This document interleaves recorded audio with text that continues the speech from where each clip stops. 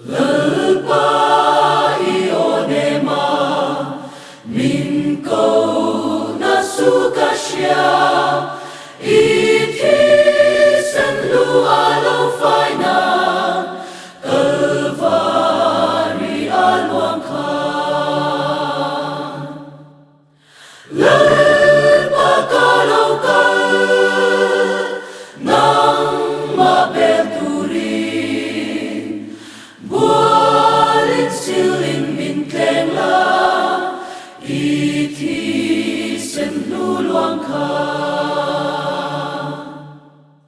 Sak lo le sual berin Lokal ma ilangin Nang makatsak na berin ni kasual itleng faya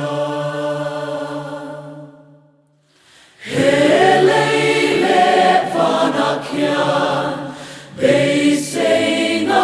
lerem na Rinda